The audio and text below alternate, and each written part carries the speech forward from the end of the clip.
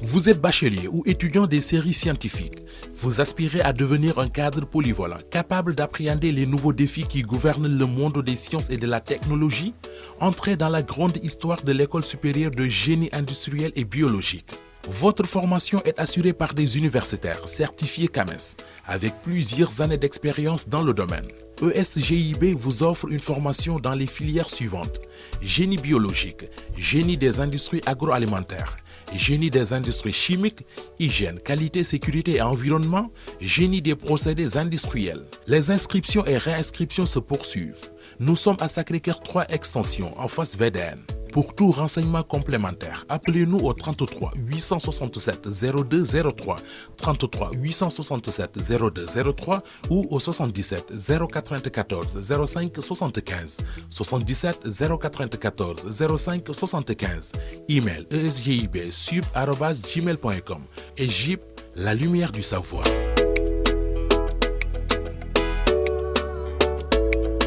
Devient public comme ça, parce qu'on le fait passer par des jouets, par des bonbons. D'où l'implication des parents sur l'éducation sexuelle des enfants afin d'éviter des surprises fâcheuses. C'est aussi l'occasion pour les parents d'observer ou d'interagir avec leurs enfants sur cette question sur laquelle on les interpelle. Hein. Les parents ont un rôle à jouer dans l'éducation sexuelle de leurs enfants. Et ça, pour ça, il n'y a pas d'âge. De plus en plus, l'on remarque des images obscènes destinées aux enfants au Sénégal, d'où la vigilance des parents sur l'éducation sexuelle. Et on le rappelle, selon le directeur du commerce intérieur, toutes les dispositions seront prises pour le retrait immédiat de ces produits. Venons-en à la situation épidémiologique. 27 cas de coronavirus sont rapportés aujourd'hui, dont 18 cas importés. Face à la recrudescence de ces cas venus d'ailleurs, le Sénégal exige à partir de demain mercredi un test PCR négatif à tous les passagers souhaitant venir au Sénégal. Initialement prévu début novembre, les autorités ont finalement décidé d'accélérer la rentrée en vigueur de la mesure vu le flux soutenu de cas importés. Mon collègue chargé des transports aériens avait pris une circulaire à la date du 13 octobre 2020 pour préciser les conditions sanitaires d'embarquement des passagers à destination du Sénégal. C'est une mesure que nous avons saluée, mais elle n'a pas permis à la situation d'évoluer favorablement à l'entrée des frontières aériennes. Ainsi, au regard de la situation actuelle, nos deux départements prendront dès demain les dispositions idoines afin que la dite circulaire soit d'application immédiate et permette ainsi de mettre fin à l'importation des cas Covid-19. Autrement dit, à partir de notre séance de demain, tout passager entrant au Sénégal devra disposer d'un test négatif. En outre, la durée du test RT-PCR Covid-19, qui est actuellement fixée de 7 jours, sera ramenée à 5 jours. Ce qui veut dire que finit donc la possibilité de faire le test à l'arrivée à l'AIBD. Et puis les ministres de la Santé et celui de l'économie avec les partenaires techniques vont élaborer un plan d'investissement pour un système de santé et d'action sociale. Ces réformes visent à assouplir l'investissement dans le secteur privé sanitaire et la disponibilité et l'accessibilité des médicaments. Compte rendu Pape Faraning et Diafaraba. Partenaires techniques et acteurs de la santé autour des réformes afin de mettre un plan d'investissement pour un système de santé et d'action sociale résilient et pérenne, une manière de mettre aux normes infrastructures et équipements sanitaires. C'est une commande très importante du chef de l'État qui, à l'évaluation de ce qui s'est passé pendant la pandémie, a tiré effectivement des leçons claires en disant qu'il nous faut rendre plus robuste notre système de santé du point de vue de son offre, en améliorant ses structures, en améliorant les équipements, mais tout cela doit être adossé à des réformes de performance. L'implication du secteur privé sanitaire et l'approvisionnement en médicaments seront parmi les grands axes pour un meilleur système. Il faut tirer beaucoup de leçons, ce n'est pas spécifique aux évacuations sanitaires, parce que de toute façon, il n'y avait pas de possibilité de faire des évacuations sanitaires parce que le ciel était fermé.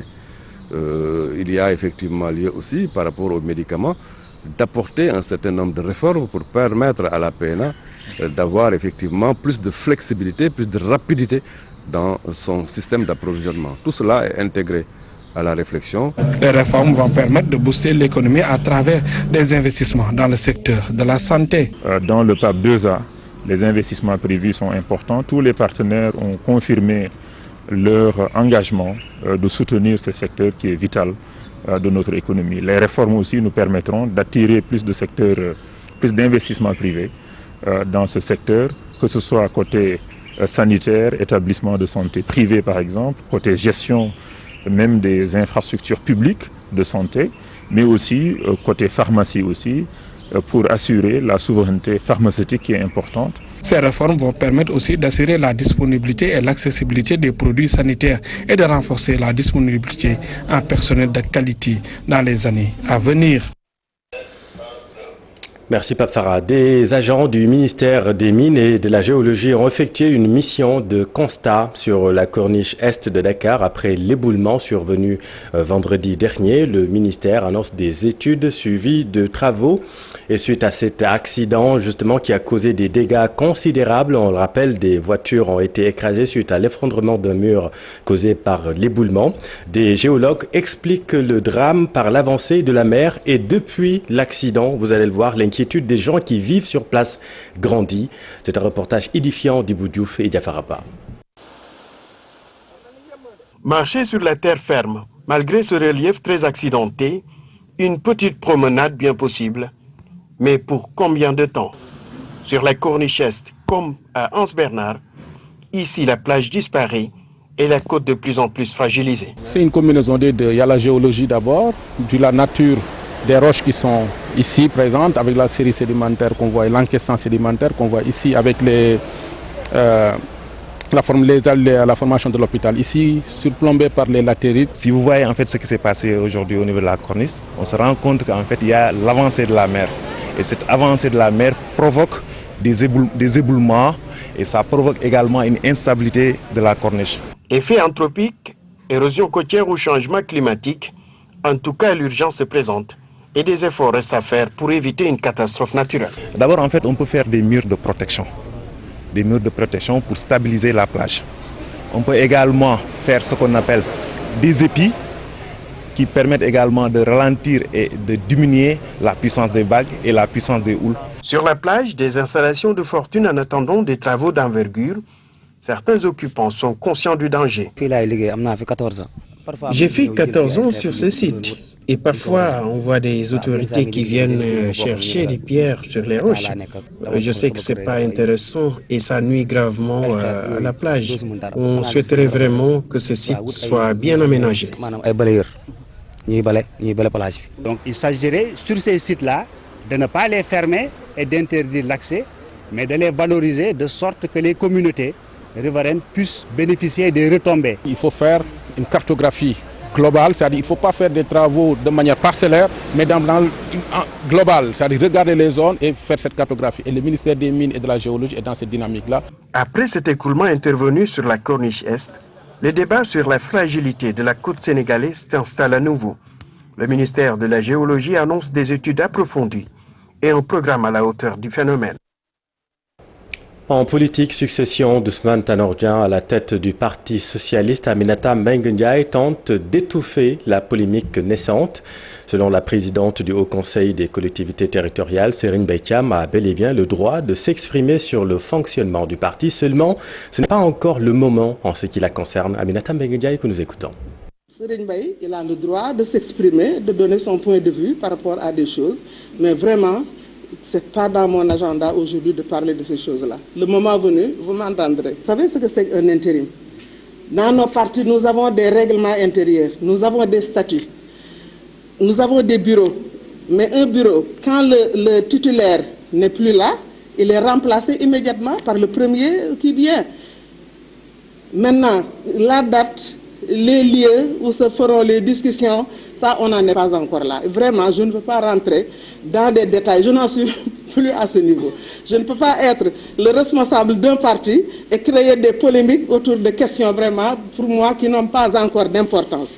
Ça aura de l'importance lorsqu'on arrivera à la fin de nos renouvellements et qu'on va, de façon démocratique en tout cas, renouveler les bases de notre parti. Aminata Mbengue Ndiaye qui assure l'intérim d'Ousmane Tanor Dieng depuis 15 mois maintenant. Nous le rappelons, Serigne Mbaye Thiam avait déclaré qu'une intérim doit avoir une fin. La présidente Aminata Mbengue Ndiaye s'est prononcée à l'issue des travaux de la deuxième session 2020 du HCCT, session durant laquelle des recommandations concernant l'annulation de la dette africaine, le foncier et la fiscalité des collectivités territoriales ont été formulées. Au Sénégal, le taux de chômage est estimé à 16% selon le dernier rapport publié par l'Agence nationale de la statistique et de la démographie qui contraste avec ceux attribués au BIT. Le directeur de la comptabilité nationale de l'ANSD a fait cette précision. Mbaye Faye était l'invité de la matinale de TFM. Cette année, la Sonacos veut réaliser une excellente campagne de collecte. L'objectif est d'acheter le maximum de graines d'arachide possible et aujourd'hui, toutes les dispositions ont été prises pour l'atteindre. Nous avons rencontré les acteurs, à savoir les producteurs, les opérateurs, nous ont fait part de leurs doléances et nous aussi, nous leur avons fourni. On a un dispositif d'enquête trimestrielle sur l'emploi au Sénégal qu'on a lancé depuis 2015. Donc cette enquête nous permet d'avoir des indicateurs sur l'emploi, notamment le taux de chômage. Donc ces temps-ci, on a remarqué un débat assez fourni sur ce thème au niveau des réseaux sociaux. Et le chiffre de 40% même a été évoqué. Donc ce 40%, je précise que c'est des chiffres du BIT concernant des blocs des pays, notamment au sud du Sahara. Mais pour ce qui est du Sénégal, c'est surtout les statistiques de l'année issue de cette enquête. L'emploi tourne, le taux de chômage tourne autour de 16%. La définition du chômage, il y en a une définition du BIT, au sens large, au sens strict, qui prend en compte les chômeurs même, et les chômeurs potentiels. Les gens qui sont en âge de travailler, mais qui ne travaillent pas. Il y a qui considèrent que c'est à partir de 15 ans, 16 ans. Mais nous, souvent, vu notre réalité, donc on part souvent à partir de 6 ans parce qu'il y a... Parlons maintenant de la collecte d'arachide. La Sonacos souhaite jouer un rôle de premier plan cette année en achetant le maximum de graines. Avec une bonne campagne, la Société nationale de commercialisation des oléagineux du Sénégal aura un stock bien garni avec en prime une baisse du prix de l'huile selon son directeur général. Mamadou Diagne Fada a été à Louga pour une visite de travaux de rénovation de l'usine de décortiquage. On voit tout cela avec Thierno Fall. Cette année, la Sonacos veut réaliser une excellente campagne de collecte. L'objectif est d'acheter le maximum de graines d'arachide possible et aujourd'hui, toutes les dispositions ont été prises pour l'atteindre. Nous avons rencontré les acteurs, à savoir les producteurs, les opérateurs, nous ont fait part de leurs doléances et nous aussi, nous leur avons fourni toutes les informations disponibles et qui sont relatives à une préparation, en tout cas pour avoir une excellente campagne de collecte de graines. Nous les avons rassurés par rapport au financement. Le financement de la campagne, une partie est déjà disponible. Les résultats de cette présente campagne sont très importants pour la direction générale de la Société nationale pour réaliser certaines promesses, notamment la baisse du prix du litre de l'huile d'arachide. Si nous avons suffisamment de graines, nous allons quand même triturer, produire de l'huile raffinée, donc de l'huile de table, pouvoir intéresser toute la chaîne de valeur, mais en même temps avec un système de péréquation comme la vente de graines HPS ou de graines décortiquées à l'extérieur est beaucoup plus rentable et nous avons beaucoup plus de marge dans ce volet-là. Nous nous sommes dit, par un système de péréquation, nous devions pouvoir baisser le prix de l'huile pour les Sénégalais.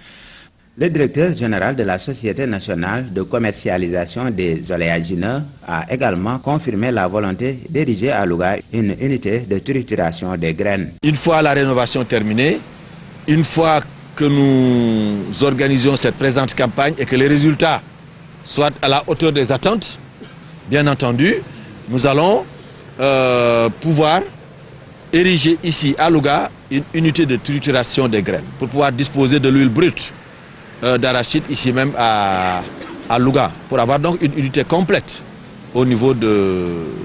Modou Diagne Fada était dans la capitale du Ndiambour dans le cadre de sa tournée hivernale. Il a également rencontré les acteurs de la filière avant de visiter les travaux de rénovation de l'usine de décortiquage de Louga.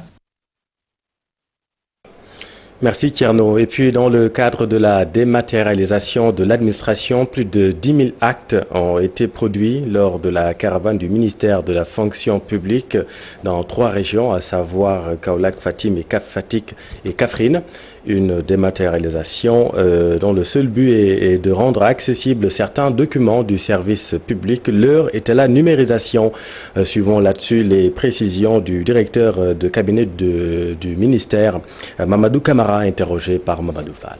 Nous avions pensé réunir tous ces acteurs, tous ces partenaires autour d'une table pour discuter des procédures de dématérialisation, dans le seul but de mieux prendre en charge les préoccupations des usagers qui sont la raison d'être du service public. Cet atelier donc a été convoqué pour permettre aux différents acteurs de se prononcer par rapport à ce qui a été fait dans leur secteur respectif, mais aussi de s'accorder pour qu'il y ait une synergie d'action entre les différents partenaires pour qu'au final, qu'on obtienne les résultats attendus. Et ces résultats, c'est quoi? C'est une meilleure satisfaction des usagers du service public, notamment à travers la dématérialisation. On est à l'ère de l'intelligence artificielle, on n'a pas tout le temps besoin de contact pour pouvoir prendre en charge ces préoccupations. Et puis comme l'année dernière, tous les bacheliers seront orientés dans les établissements supérieurs publics. L'annonce est du ministre de l'Enseignement supérieur, de la Recherche et de l'Innovation. Cheikh Oumarane a procédé hier à l'installation de la commission d'orientation. Le voici avec notre équipe à Rufisque. Messieurs, pour la prochaine rentrée académique, selon les projections que nous avons eu à faire, il nous faudra orienter environ 65 000 bacheliers. L'installation de la commission d'orientation, de la Commission nationale d'orientation que nous faisons aujourd'hui est une première étape du processus d'orientation des bacheliers.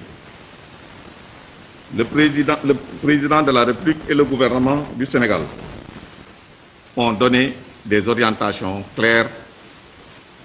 Il s'agit d'orienter tous les bacheliers qui en feront la demande dans les établissements publics supérieurs, d'enseignement supérieur du Sénégal. Et puis nécrologie, Mokhtar Kébé, l'emblématique ministre de la Communication, est décédé hier des suites d'une longue maladie. À 84 ans, il a été journaliste, maire de Kolda, ambassadeur, mais il n'a jamais renié ses premiers amours avec le journalisme, un titre que beaucoup ne lui connaissaient pas. Son portrait avec Mortala Gaye. Lui était diplômé du Centre d'enseignement du journalisme de Strasbourg. Reporter de terrain comme il aimait se désigner, il s'engagea en politique et fut élu député à l'issue des législatives de 1988. Il enfila son écharpe de maire en 1990 et cumula avec les fonctions de ministre de la fonction publique et du travail. Après la défaite du régime socialiste et malgré les déboires, il avait quitté la touffeur dakaroise pour l'apaisante capitale du Fouladou, Kolda, précisément au quartier d'Oumassou, où il partageait son quotidien entre la prière, la lecture et la télévision. Moqué, comme aimaient l'appeler ses intimes, était crayonné par ses contemporains comme quelqu'un qui aimait la vie. Élégant, raffiné, stylé, il faisait montre d'une forte personnalité qui se faisait respecter. Dans une de ses dernières interviews, il exhortait la nouvelle génération de journalistes sénégalais à la rigueur, mais surtout à faire preuve de générosité, de curiosité et d'humilité. Façon de pérenniser le précieux legs des aînés dans la profession. Moquer n'est plus, mais la jeune génération de journalistes devra faire sienne sa dernière recommandation. Merci Mortala. Préparatif du Gamou de Thiénaba à quelques jours de la célébration du Maoulid, le comité d'organisation s'attelle au nettoiement de la cité religieuse. Le khalife de Thiénaba invite les pèlerins au respect des gestes barrières. Charente Diop, c'est la tire. Nous en sommes aux préparatifs à quelques jours du Gamou. Thiénaba, le comité d'organisation est fin prêt pour accueillir les pèlerins et les mettre dans de bonnes conditions d'hébergement. Aujourd'hui, c'est un jour très spécial. C'est le lancement des activités du Gamou de Thiénaba, 141e édition. Avec ce grand set-settle qu'on a organisé ici à Thiénaba. Nous sommes devant la porte principale de Thiénaba, on l'appelle Disqueba. Et là, toutes les activités de nettoiement de ces settle avec l'appui de l'UCG, l'appui vraiment de tous les partenaires de la mairie, de la commune, du service d'hygiène, nous ont accompagnés. Le respect strict des mesures barrières, c'est le slogan lancé par le khalife de Thiénaba. Toutes les mesures sont prises pour qu'il y ait 0 cas de coronavirus à Thiénaba. Les directives que le khalife général de Thiénaba nous a demandé de dire aux pèlerins, à tout le monde qui vient à Thiénaba, c'est quoi? C'est les mesures barrières, la lutte contre la Covid-19. On va respecter ça à la lettre. Donc le calife a instruit le comité d'organisation et toutes les populations de Thiénaba pour qu'on respecte ces mesures barrières. C'est quoi? C'est le port des masques, c'est la distanciation, c'est le lavage des mains, mais aussi c'est le respect strict de ce que Thiénaba ne veut pas. Ici à Thiénaba, on ne fume pas, on ne boit pas, on interdit aux hommes et aux femmes de se mélanger.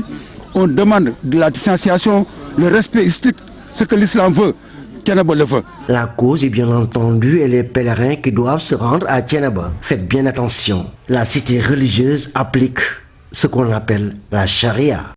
Merci Charanta. Et puis en Guinée, l'Union africaine et la CEDEAO ont tenu un point de presse pour livrer leur appréciation sur le déroulement de la présidentielle. Les deux missions se disent satisfaites de l'organisation et appellent les candidats à la retenue. Nous les écoutons.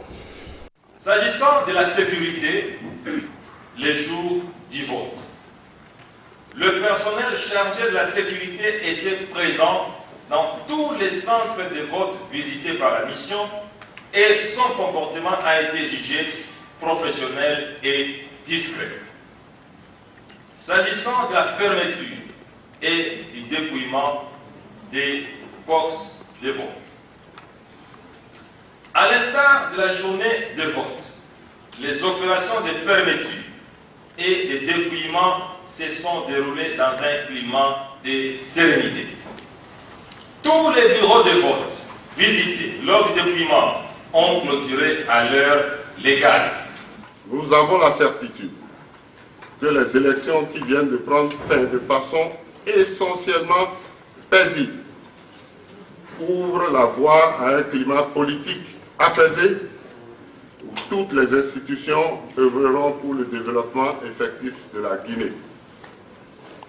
La commission de la CEDEAO souhaite exprimer sa gratitude au gouvernement et au peuple de la République de Guinée qui, après avoir fait montre de patriotisme et de civisme tout le long du processus, toutes choses qui ont permis de faire prévaloir les intérêts du pays en allant voter dans la discipline et la sérénité et la paix.